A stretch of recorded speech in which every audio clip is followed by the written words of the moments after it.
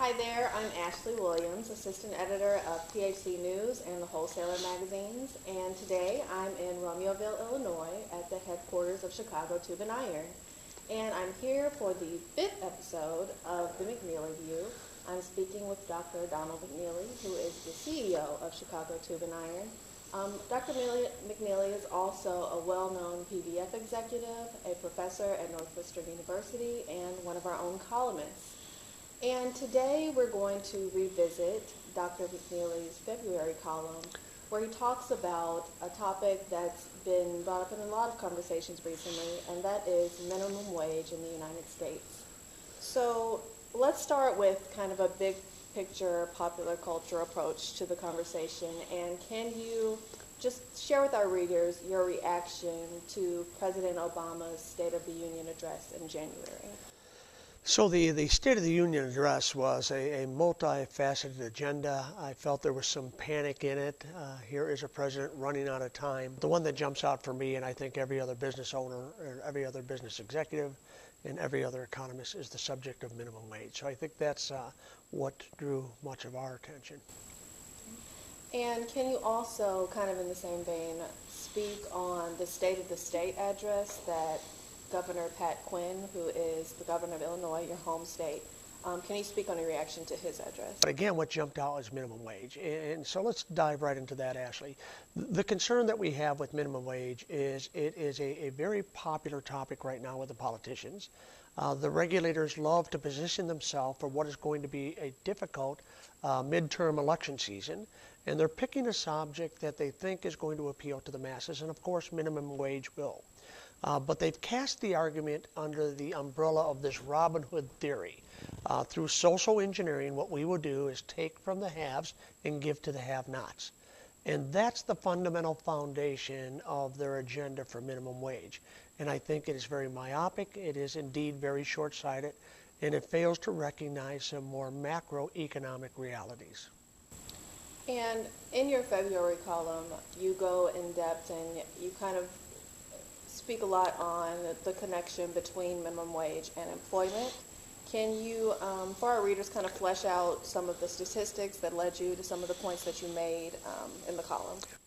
So if I could just put a professor's hat for a moment, because I like to leave any meeting being more educated and leave a contribution where and when I can. So if you look at this concept of minimum wage, people work hard, and minimum wage earners, many of them work awful hard. And my point is, who can deny some hardworking individual another buck an hour, 40 bucks a week? I mean, how incompassionate can we be not to embrace that philosophy? But in 1894, a long time ago, the first minimum wage implementation was attempted in New Zealand, and it was really received with much controversy and mixed results.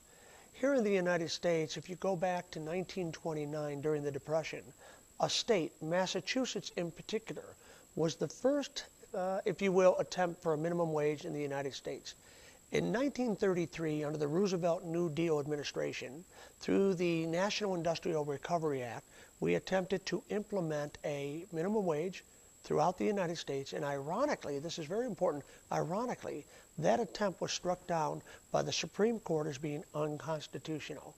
And later in 1938, under the Fair Labor Standards Act, we finally in our nation were successful in implementing a minimum wage. That minimum wage, by the way, was 25 cents an hour. So throughout history of the evolution of the entire concept of minimum wage, there's been much confusion, if you will, and I think, frankly, much ignorance as to the cause and effect, or the ripple effect, of minimum wage legislation. And going back to President Obama's mention, as well as Governor Pat Quinn's mention of minimum wage, was there anything in those two speeches that stood out in what they want to do with minimum wage, or anything that you think should be done differently than the suggestions that they made? So yeah, what stood out, frankly, and I know this might be somewhat controversial, is the absence of knowledge on the subject, the absence of absolutely looking at it in the framework of potential unintended consequences. So let's get right to it. I embrace the free market principles. And for example, if all the bricklayers are busy and I want to put a patio in, how do I get the bricklayer to leave your house, Ashley, and come and put my pavers in? And the answer is you pay them more. So on one hand, somebody might argue that that's inflationary, and it is. But the reality is water finds its level, supply and demand. So if we have a situation where we legislate a particular wage, right now federally it's $7.25 an hour. In our state it's $8.25 an hour. Governor Quinn has taken the position that he wants to raise the minimum wage in this state to $9.25 an hour. But he coupled that, Ashley, with the statement that said, never in the history of mankind or in economic modern time has he not seen a minimum wage increase that did not create employment. And my frustration there is that is categorically not correct. And not only is it not correct, actually the opposite is true. Each incremental increase in the minimum wage increases unemployment. And let me give you a compelling scenario here. It actually disproportionately increases the unemployment on the very people it's intended to help. So if I might take you on a bit of a journey. In economics, in free markets, there's a thing called relative and absolute. So if you have an investment banker and over the last 3 years they've returned for you 8% and then 10% and then 12%, on an absolute basis, that's a good trend. That's a good track record. But the real litmus test is, how have they done on a relative basis? How is that performance compared relative to others' performance? So in that 3-year time frame where we went from 8% to 10 to 12, what if the market was going from 12 to 14 to 16? On a relative basis, that performance isn't so good. So tying this back into the minimum wage, wages are determined by the free market, in particular the free market concept of supply and demand. If there are more blue widgets than there are yellow widgets will be priced more, providing that there is a demand. Now, if I can connect the dots, if minimum wage is $7.25 and somebody's making $8.25, the free market has determined on a comparative value basis that job is worth $1 more than the minimum wage. So my point is, if I draw all this back together, if you raise the $7.25 minimum wage to $8.25, what do you do with the person making $8.25? They go to $9.25. The person making $9.25 now needs to go back or go up to $10.25.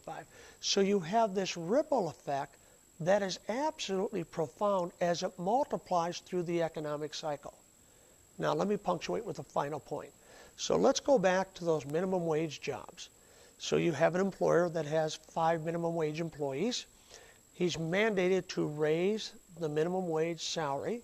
He indeed will comply with that law. He has no other alternative if we legislate it. But the 5 employees then become 4. So in effect, increases in the minimum wage increase unemployment, and the unemployment disproportionately affects the very people that the minimum wage increase was intended to assist. So, Dr. McNeeley, if you could, I guess, just point blank give us the dirty facts on, with minimum wage being such a big discussion, how problematic is it or could it prove to be? So I think politically with midterm elections, I think it is a hot button. So I think it is not just large. Not only does it loom large, I think it potentially could be epic. But when you drill down below the emotion of the subject, I think there's certain realities. You know, Ashley, right now in America, there's 3.8 million jobs open. 3.8 million jobs. 12 million Americans are out of work. Of those 12 million, 8 million actually want a job. So if I can round those 3.8 million open jobs to 4 million, for every job we have open in the United States, for every job we have open, we have 3 people unemployed. For every job we have open, we have 2 people unemployed that want a job. So what's the problem? The problem is the available supply does not have the skill set that we need. Also, if you look at the socioeconomic scale in this great country of ours, if I take 4 lines in a rank order, that would divide not into quartiles but quintiles. So the lowest quintile of the socioeconomic scale are the people in that minimum wage area. But the people that are in that lowest quintile today are not the same people that were there 3 years ago or 5 years ago. One of the beauties of this great nation is you come in as an immigrant or from an immigrant family, as I did, perhaps you did. All of a sudden you come in and you have these opportunities to work your way up. How? By expanding your skill set so that you have a skill that appeals to employers, specifically math and science. Today, Ashley, there's 150 million Americans in the workforce. Did you know that less than 3% of that workforce is at minimum wage? Now, 3% of that workforce is 4.5 million people, so we can't diminish that. But what are we spending so much time on only 3%? Now, the 3% that may need some help, but you don't want to help them to such a point that there's a disincentive for them to go out and increase their skill set to make themselves more attractive to an employer.